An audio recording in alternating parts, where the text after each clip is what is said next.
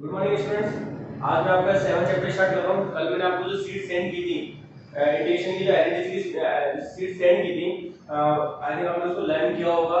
और खासकर मैं सभी स्टूडेंट्स को बताता हूँ कि आपको उसको याद करना ही है, उसको रखना ही है, क्योंकि अगर कोई आइडेंटिटी हमारे दिमाग में नहीं होगी तो बाद में कंफ्यूजन होगा। अभी तो क्या है कि कुछ फॉर्मूले हैं स्टार्टिंग, जैसे मैंने पार्ट में सेट किए फॉर्मूले भी, part 1, part 2, part 3, part 4, part 5 तक। ठीक है, तो पार्ट मैंने इसलिए किए हैं क्योंकि वो जो आइडेंटिटीज है, अब जैसे फर्स्ट एक्सरसाइज में फर्स्ट वाला पार्ट ही यूज होगा, ठीक है, सेकंड एक्सरसाइज में फर्स्ट पार्ट ही यूज होगा, बाद में एक फोर्थ एक्सरसाइज से आपके पार्ट सेकंड यूज होगा, फिफ्थ एक्सरसाइज में पार्ट थर्ड यूज होगा।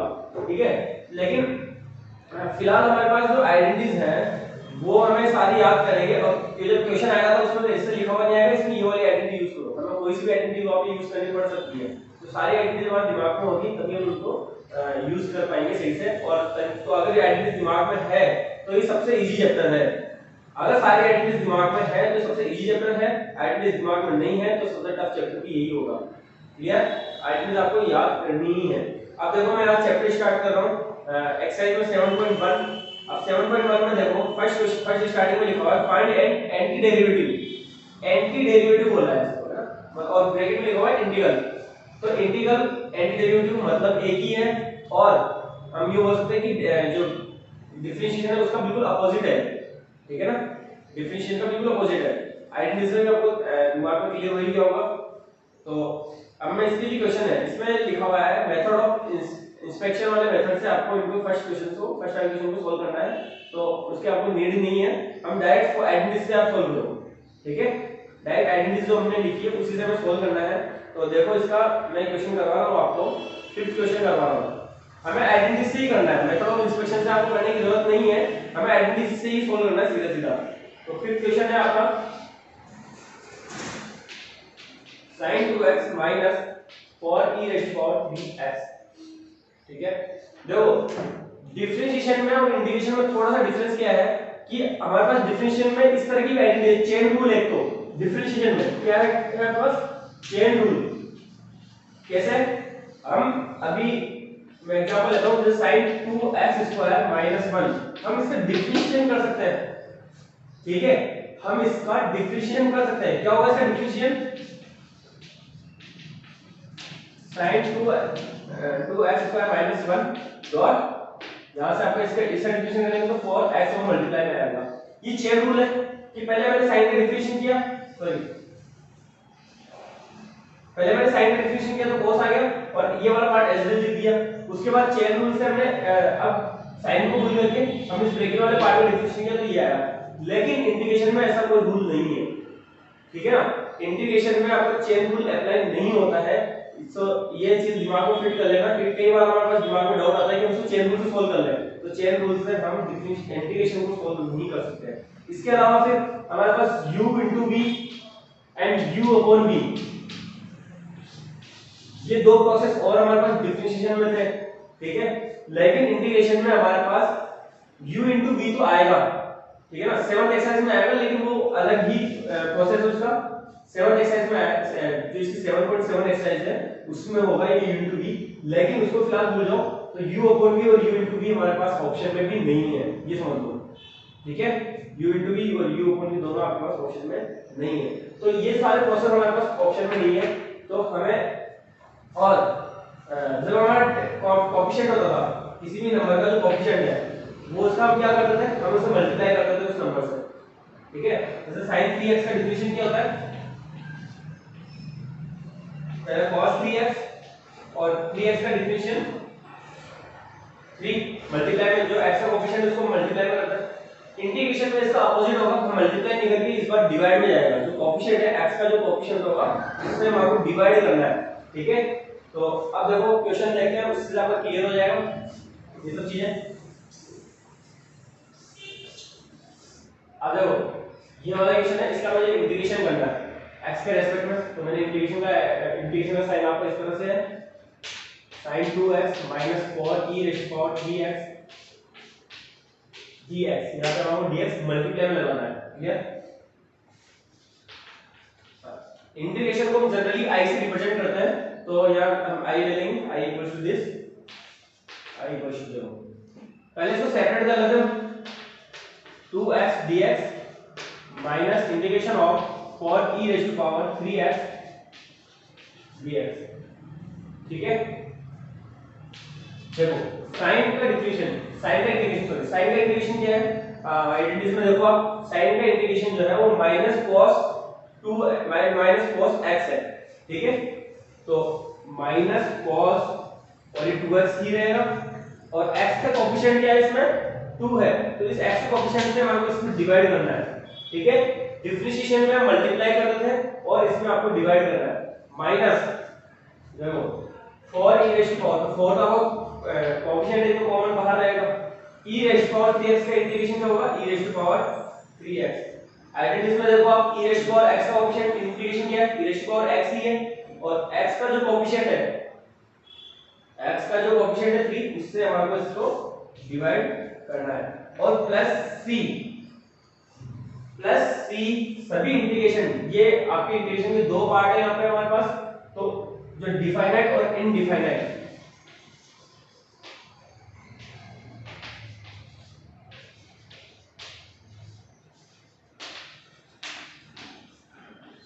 इंटीग्रेशन को हमने दो पार्ट में डिवाइड किया है, एक डिफाइनाइट इंटीग्रेशन और एक इनडिफाइनाइट इंटीग्रेशन।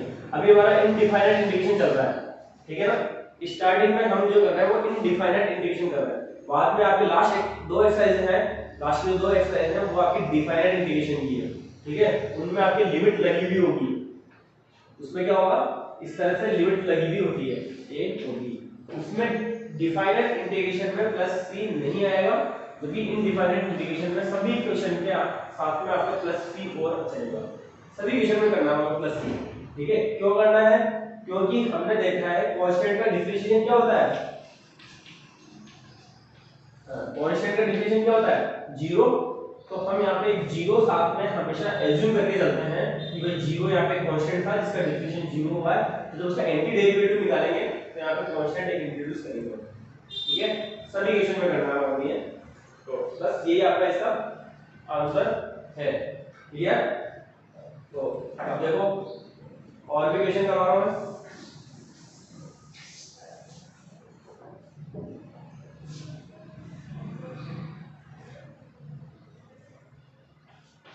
सेवन क्वेश्चन देखो,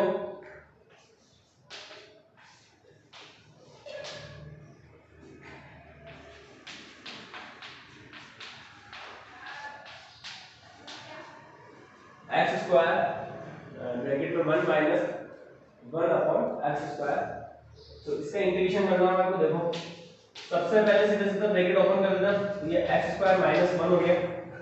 ठीक है,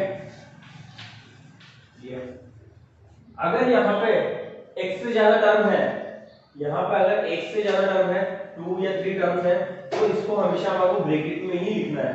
ठीक है, तो अब देखो इसको सेपरेट करना है, हम सेपरेट कर सकते हैं, x square dx minus 1 dx, या ओनली 1 को लिखने की नीड नहीं होती है, इसलिए ओनली dx। ठीक है, तो अब देखो एक्स स्क्वायर का इंटीग्रेशन क्या होगा, आइडेंटिटीज देखो कि पावर एक इंक्रीज होगी और जितनी पावर आएगी वो आपके अपॉन में भी आएगी, that is x raise to power 2 + 1 upon 2 + 1 minus यहाँ पे कांस्टेंट है, कांस्टेंट का इंटीग्रेशन जो होगा वो ओनली x होगा। ठीक है ना, और प्लस c तो हमेशा साथ में रहेगा ही रहेगा। देन i इक्वल टू देखो x raise to power 3 upon 3 minus x plus c, बस यही आपका इसका आंसर हुआ। ठीक है, मैं आज बहुत कम मैटर करवा रहा हूँ, इसको आपको समझना है, अच्छे से समझना है। ठीक है, ये बिल्कुल डिफरेंशिएशन का अपोजिट पार्ट है। आइडेंटिटीज अगर दिमाग में है, आप कम से कम आपको फर्स्ट पार्ट जो मैंने सेंड किया है, पार्ट 1 पार्ट 2 पार्ट 3 सेंड किया ना, तो फर्स्ट पार्ट की जो आइडेंटिटीज है उनको तो दिमाग में अच्छे से फिट कर ही लो। ठीक है ना, इतनी अच्छे से हो जानी चाहिए कि बिना सोचे समझे आपके फ्लुएंस में निकले कि हां sin x का differential minus cos x, cos x का डिफरेंशियल sin x फ्लुएंस में निकलना चाहिए। क्लियर, अब देखो नेक्स्ट क्वेश्चन। अब नेक्स्ट 8th क्वेश्चन देखो आप, हमें इसका ये आपका ax² + bx + c dx। ठीक है, इसका इंटीग्रेशन करना बहुत सीधी सी बात है, पहले हम इसको सेपरेट कर लेते हैं। ठीक है, तो प्लस माइनस हम सेपरेट कर सकते हैं, तो देखो a तो आपका कोएफिशिएंट है तो बाहर आएगा x² dx plus integration of b आपका बाहर and x dx plus c आपका बाहर एंड इंटीग्रेशन ऑफ dx। ठीक है, सेपरेट किया है मैंने इसको, सिर्फ सेपरेट किया है, इंटीग्रेशन नहीं किया, सेपरेट किया है। तो देखो a आपका यहाँ पे अपनी जगह x² का इंटीग्रेशन क्या होता है x³ अपॉन 3। अब मैं डायरेक्ट लिख रहा हूँ, पावर आपको एक इंक्रीज करनी है, डिफरेंशिएशन में क्या करते हैं एक पावर डिक्रीज करते हैं, कम करते हैं, और यहाँ पे एक पावर इंक्रीज करनी है, एक पावर बढ़ानी है। ठीक है ना, 2 थी तो 3 कर दी हमने, और उसी पावर से हमें डिवाइड भी करना है। प्लस अब देखो आप b x है, ये x² अपॉन 2 प्लस c, और यहाँ पर 1 का इंटीग्रेशन x, अभी मैंने लास्ट प्रीवियस क्वेश्चन में किया ही था। ठीक है, प्लस c, अब यहाँ पे c ऑलरेडी आ रहा है तो यहाँ पे इसको कुछ और ले लेते हैं, b ले लेते हैं। कोएफिशिएंट हम कुछ भी ले सकते हैं ना, ये जो कांस्टेंट नंबर है इसको हम कुछ भी ले सकते हैं, a b c कुछ भी ले सकते हैं। यहाँ पे c ऑलरेडी आ रहा है इसलिए मैंने d लिख दिया। ठीक है, तो देखो ax³ अपॉन 3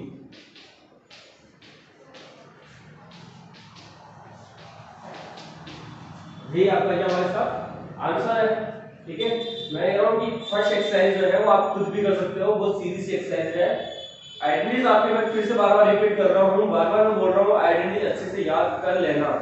ठीक है ना, अदरवाइज आपको ये चैप्टर जो है बहुत डिफिकल्ट हो जाएगा, बहुत हार्ड चैप्टर लगेगा। आइडेंटिटीज दिमाग में है तो सबसे इजी चैप्टर यही होगा, आपको सबसे ज्यादा मजा भी इसी में चैप्टर में आएगा, और बहुत लंबा चैप्टर है।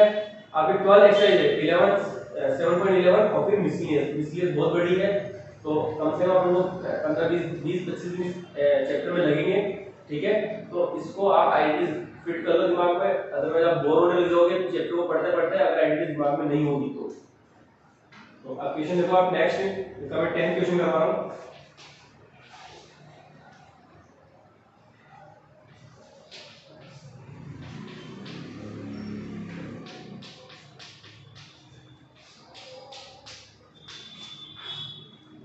ये आपका क्वेश्चन है, देखो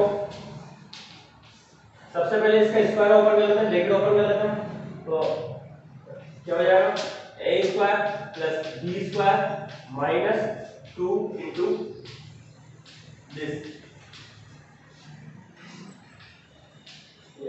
ये सिर्फ मैंने स्क्वायर ब्रैकेट ओपन किया है। ठीक है, आई इक्वल्स टू देखो हम इसको देते हैं x plus 1/x minus 2 only dx। अब इसको सेपरेट कर लेते हैं। अब सेपरेट किए बिना भी अगर आप इंटीग्रेशन कर देते हो तो कोई दिक्कत नहीं है ना, मैं बिना सेपरेट किए कर रहा हूं इस बार। अब देखो x का इंटीग्रेशन क्या होगा x² अपॉन 2 प्लस 1/x का इंटीग्रेशन 1/x का डायरेक्ट आइडेंटिटी से हमारे पास क्या होती है 1/x का इंटीग्रेशन log x माइनस 2 का इंटीग्रेशन 2x हो जाएगा, क्योंकि 1 कांस्टेंट का इंटीग्रेशन होगा वो 2x होगा, x आ जाएगा, और प्लस c। बस ये आपका इसका आंसर हो गया। इस बार सेपरेट नहीं करके मैंने डायरेक्ट कर दिया। ठीक है, आप डायरेक्ट भी कर सकते हो और इस तरह से आप सेपरेट करके भी कर सकते हो, कोई दोनों में कोई प्रॉब्लम नहीं। प्लस माइनस से ही सेपरेट हो गया, मल्टीप्लाई से कभी सेपरेट नहीं होगा, ध्यान रखना। ठीक है ना, इस तरह से ध्यान रखना कि x² sin x आ गया, तो इन दोनों को हम सेपरेट नहीं कर सकते। ऐसा मत कर देना कि x² का अलग इंटीग्रेशन कर दिया फिर इनटू sin x का अलग इंटीग्रेशन कर दिया, ये नहीं होगा, रॉन्ग है। ठीक है ना, प्लस और माइनस से ही नंबर आपके सेपरेट हो सकते हैं जो है। अब देखो नेक्स्ट क्वेश्चन, इसका 12 क्वेश्चन देखो।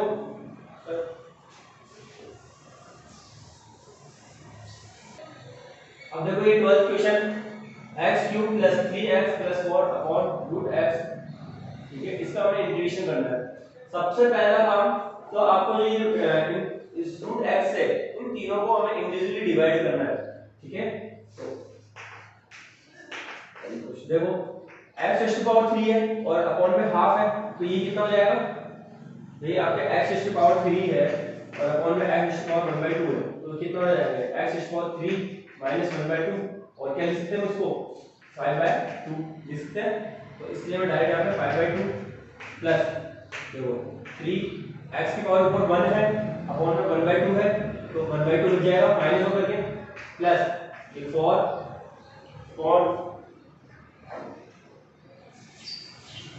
तो ये रहेगा आपका 4 ऑन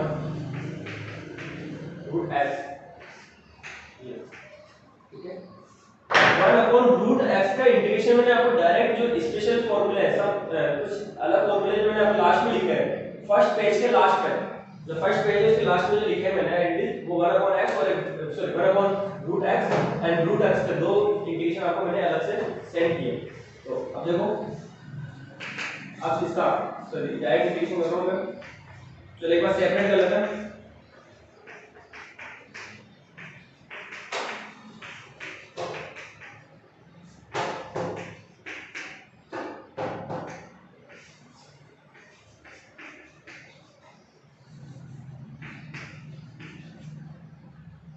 ये आपका इनका इंटीग्रेशन करते हैं देखो x रेज़ टू पावर 5/2 का इंटीग्रेशन क्या होगा x रेज़ टू पावर एक पावर आपको इंक्रीज करनी है तो एक पावर इंक्रीज करेंगे तो कितना हो जाएगा 7/2 अपॉन 7/2 प्लस देखो 3x रेज़ टू पावर 1/2 यानी रूट x का ये भी मैंने आपको सेंड किया है अलग से तो रूट x का इंटीग्रेशन क्या होता है x raise to power 3/2 upon 3/2 plus 4 into 1 upon root x का इंटीग्रेशन 1 अपॉन रूट x का इंटीग्रेशन 2 रूट x होगा ठीक है इसको भी आपको आइडेंटिटी को दिमाग में रखना है 1 अपॉन रूट x का जो इंटीग्रेशन है वो आपका 2 रूट x जिस तरह से हमने रूट x का डिफरेंशिएशन फिक्स कर रखा है याद कर रखा है कि 1 अपॉन 2 रूट x उसी तरह से इसका 1 अपॉन रूट x का जो इंटीग्रेशन है वो आपका 2 रूट x ठीक है इसलिए मैंने इसको डायरेक्ट लिखा है प्लस c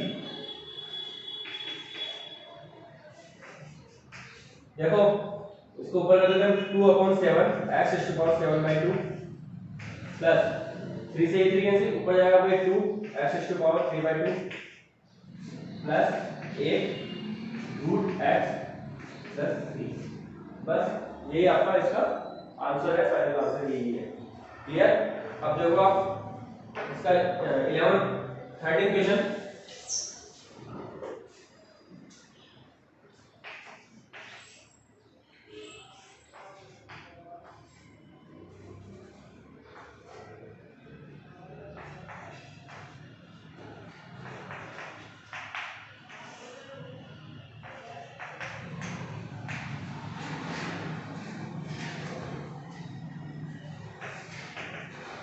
ये आपका क्वेश्चन है देखो सबसे पहले हमारे को सिंपलीफाई सिंपल फॉर्म में लाना होगा तो इस वाले पार्ट में से x² कॉमन आ रहा है ठीक है सिंपल फॉर्म में लाने के लिए क्या करेंगे हम इसके फैक्टर निकालेंगे फैक्टर में एक फैक्टर जो आपका वो x - 1 आएगा ठीक है और फैक्टर कैसे निकाल रहे हैं इसमें से x² कॉमन लिया मैंने यहां से बचा आपका x - 1 प्लस इन दोनों में से कुछ भी कॉमन लिया तो 1 कॉमन लिया और ये x - 1 अपॉन x - 1 dx ठीक है अब देखो आप यहां से x² और ये +1 और ये x - 1 फिर से कॉमन आ गया अपॉन x - 1 dx x - 1 से x - 1 कैंसिल ठीक है ये x - 1 से ये वाला x - 1 कैंसिल आपका बचेगा क्या x² + 1 तो i = देखो इंटीग्रेशन ऑफ